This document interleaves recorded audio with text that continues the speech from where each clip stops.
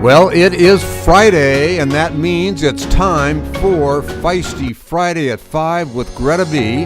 And no one but Greta B knows what to expect. We'll find out in a moment.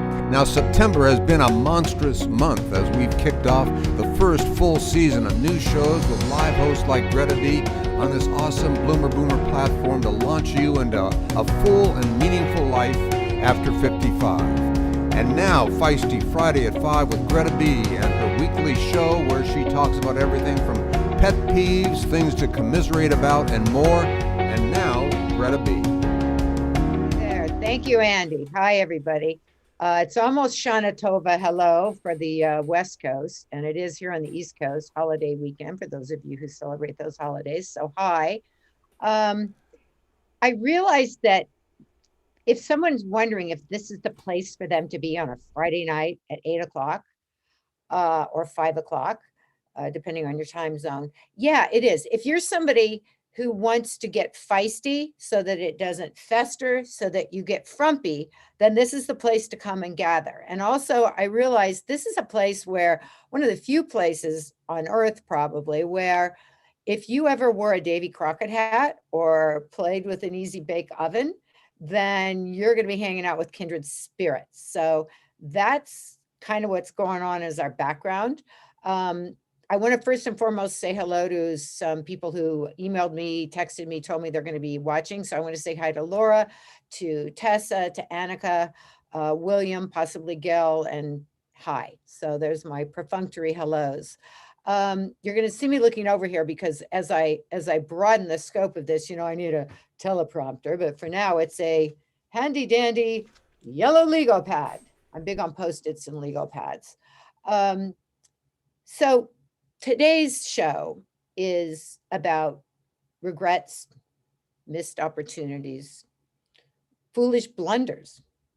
And as I was talking to someone who we're going to see on a video here very shortly, a girlfriend of mine, an actress, we were talking about the fact that that stuff is for wussies, because if you're a boomer, you're coming at life from a vantage point that gives you so much experience and so many miles and years under your belt that you can really appreciate those things that some people would say, oh, that's a regret, should have done it differently. Nah, you did it the way you did it and it turned out the way it did, and that's okay. And that's why you're here today being fabulous in the ways that you're being fabulous today. So you really can't have regrets because that's the stuff that made you who you are.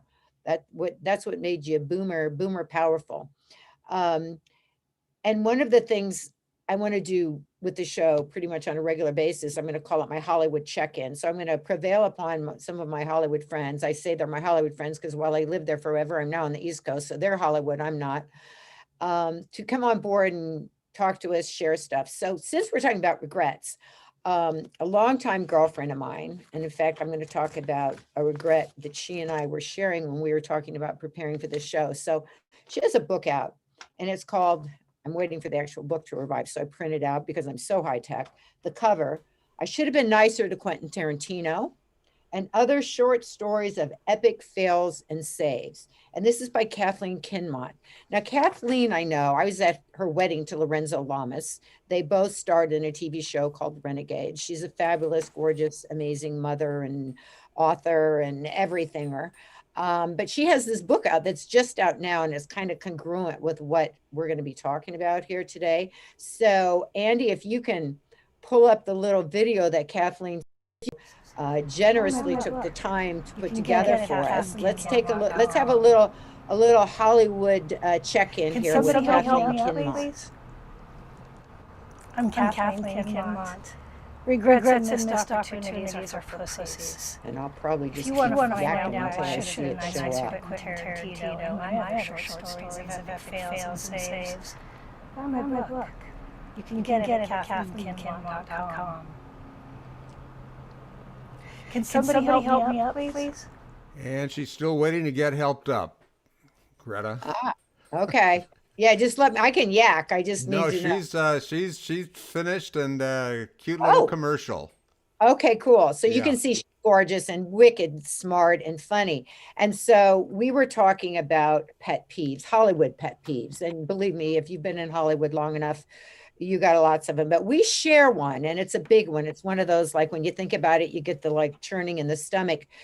Kathleen and I and another actress who's married to Chris Lemon, Gina Lemon, another fabulous actress and performer, came up with an idea for a movie. And I'm not going to go into big details because we haven't decided that we're not going to actually act upon this pet peeve and kind of resolve it.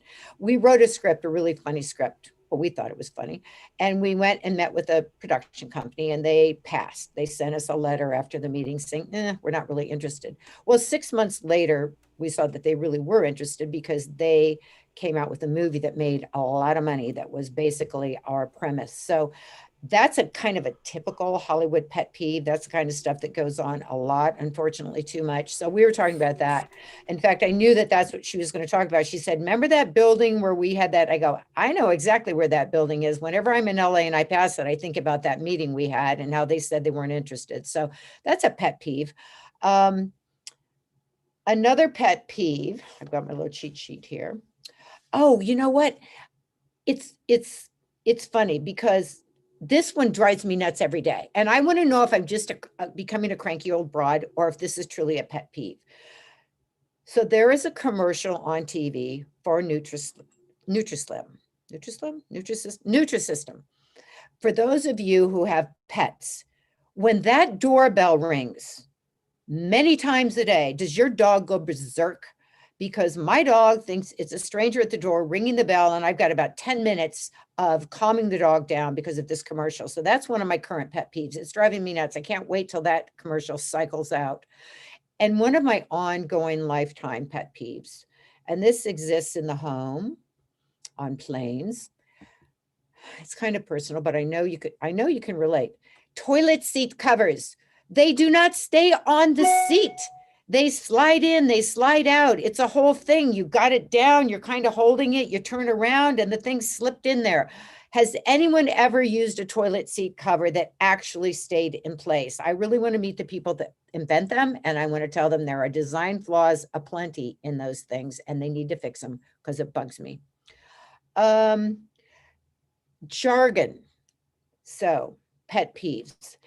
We used to just speak plain English.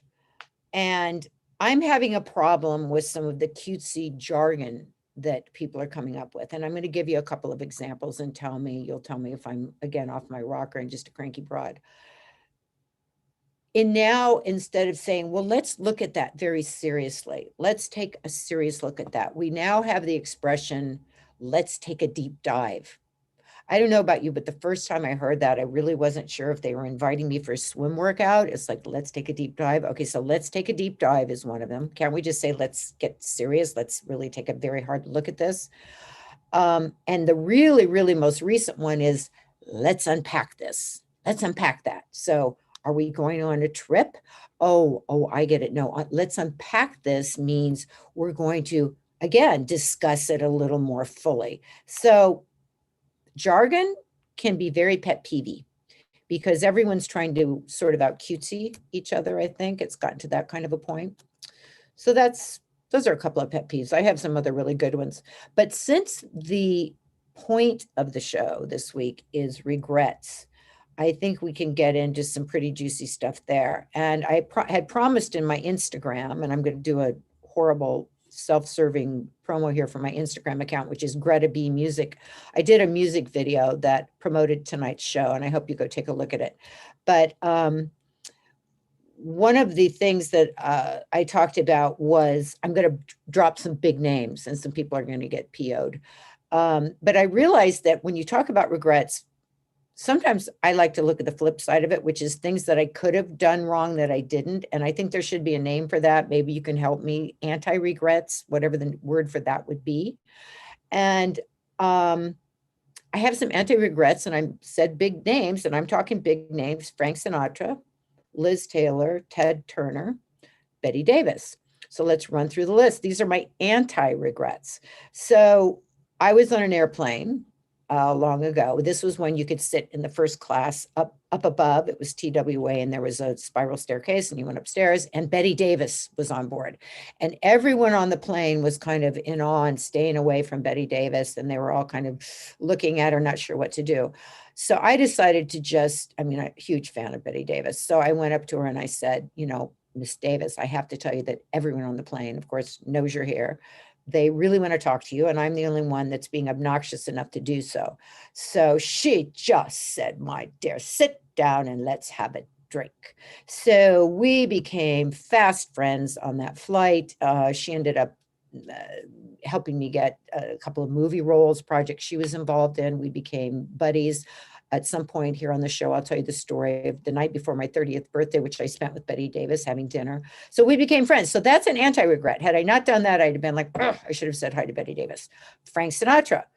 Very young days in New York. I'm a model. I'm at the 21 Club having lunch, and I look over and there's Frank Sinatra. And I grew up listening. Frank Sinatra was the soundtrack to my life. My mother was probably in love with him, and he played constantly. So I decided I was going to get an autograph. And my companion said, you don't do that at the 21 Club. Number one, you certainly don't do that with Frank Sinatra. He notoriously does not do autographs. And that guy sitting next to him is Jilly Rizzo. You do not want to go near Frank when he's with Jilly. And I said, see ya. I walked across the room. The waiters tried to grab me. They couldn't. I slid through. I got to the table. Jilly started to make a move, and Frank just made a motion like, it's okay. And I said, Mr. Sinatra, I'm a huge fan of yours. My mother's a huge fan. I would love to have an autograph. He signed my 21 Club napkin, and I gave it to my mother. So that's an anti-regret. I could have just not done that whole thing, and it was really fun. And that napkin's probably worth some money. Liz Taylor. I'm at a Hollywood event, dressed to the nines. It's one of these black tie deals. I look over, and again, one of my mothers, actually, my mother was told her whole life she looked like Liz Taylor. So I see Liz Taylor, and of course I'm going to go say hello to her. And I did, and I risked looking like a fool, but she could not have been sweeter, more friendly, nicer. Just really everything you would want a super mega star to be. So that's an anti-regret. Ted Turner. I came up with an idea for a talk show. This is back in the 80s. And turns out my dad had been on a Liberty ship during World War II with Ted Turner's dad. And my dad used to tell me these stories about Ted Turner's dad talking about Ted, whom he called Chip. So I sent Chip a letter. I just sent it to Ted Turner, care of CNN. I told him the story. I said, I have an idea for a show. I want to do it. And within, I'm going to say 48 hours of that leaving my hands in Los Angeles and going to Atlanta, I actually got a phone call back from Ted Turner's office. And I spoke to him, and we did a screen test for this show idea. And at the time, it was a little controversial because I was being a little edgy at a time when that hadn't really flourished to the degree that it has now. Today, everybody does. So nothing happened with the show, but Ted Turner responded instantly. So anti-regret. So there are regrets, there are anti-regrets. I'm just looking at my notes here. And on this whole topic of boomers, who we are, why we are what we are. And this kind of falls in the realm of sort of in a pet peevish thing, but not. And I call this the gap. This is where we see what makes us boomers and what makes them millennials or whatever the generation is. And I find myself apologizing for texts that I send. I'm a great speller. I think most boomers are. We grew up with spelling bees. We cut our teeth on spelling bees. We know how to spell. We may not type those little keyboards, and the millennials are like little, this is it. They came out of the womb doing this stuff. So one of the things that is one of these gap type situations is we can spell like maniacs. We just can't type. They can type like maniacs.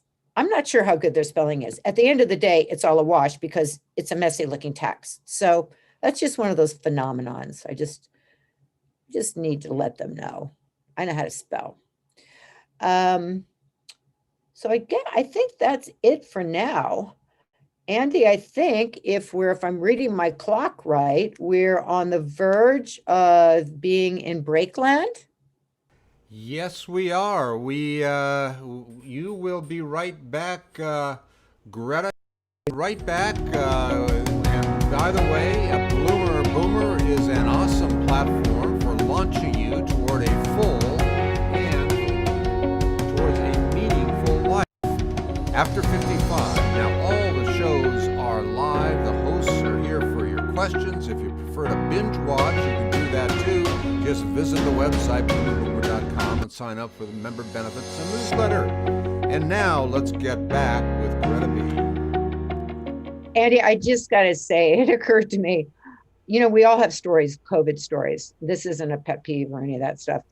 I have to say that I never thought I'd see the day that a hot date would be when a guy showed up with yeast and toilet paper. But that happened to me during this whole pandemic thing when it was finally safe to kind of be away from people with a mask or whatever, maybe go have a drink outdoors.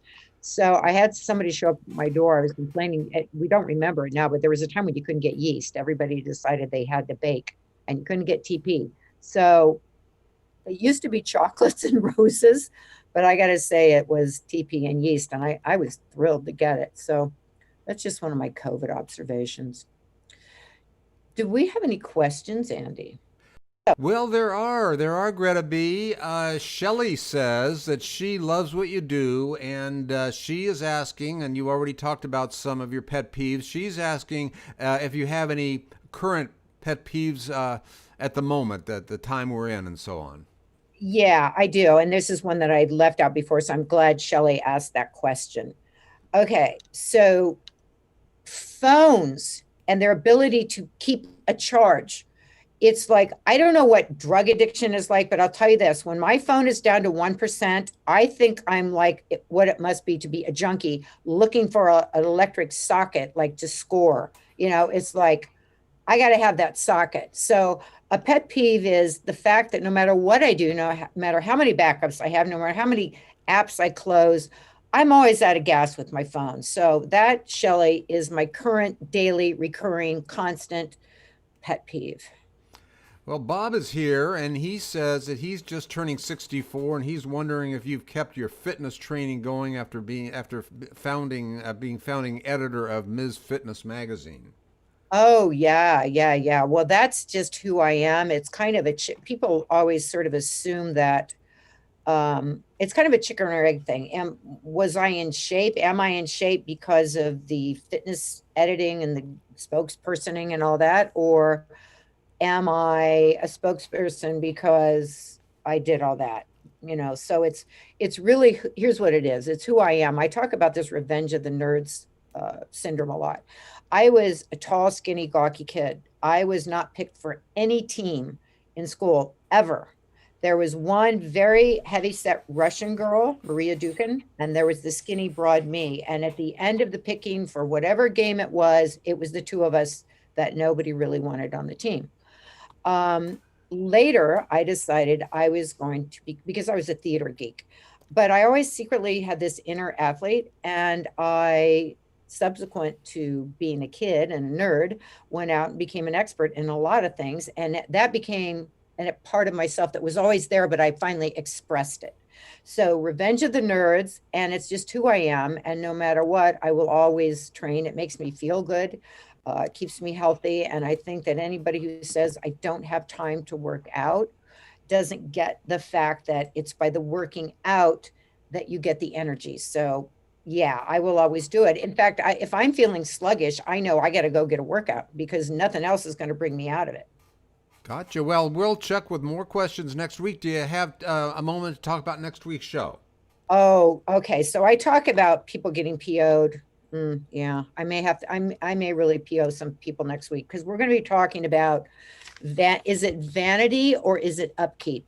So as you know, by the way, plastic surgery during COVID is on the rise. Apparently people are getting their eyes done because their mouth isn't showing. Think about the poor person who spent a lot of money getting those injections and things on their mouth in January. Now it's been covered. That'd be a drag. But so people are doing things, and people do things, and people who say they don't but do, and we may talk about that next week. So we're going to talk about a lot of stuff that's out there. What can you do that's drastic, extreme, mild, that makes you look better. And are you being vain? Well, are you being vain if you replace your front tooth when it falls out? No, you're just making yourself look cool again. So we're going to have that discussion, like what is vanity and what is upkeep? And upkeep, the bar has been raised. Upkeep is a lot of stuff now, Andy, a lot of stuff. In fact, I'm going to tell you some stuff they're doing that you probably don't know they're doing. We'll You look may not forward. want to know they're doing. Just saying. We will look forward to that. Greta B, thanks. It's been great as always. Thank you. And I'll see you next week where we talk about all the stuff that people are doing. Absolutely, absolutely.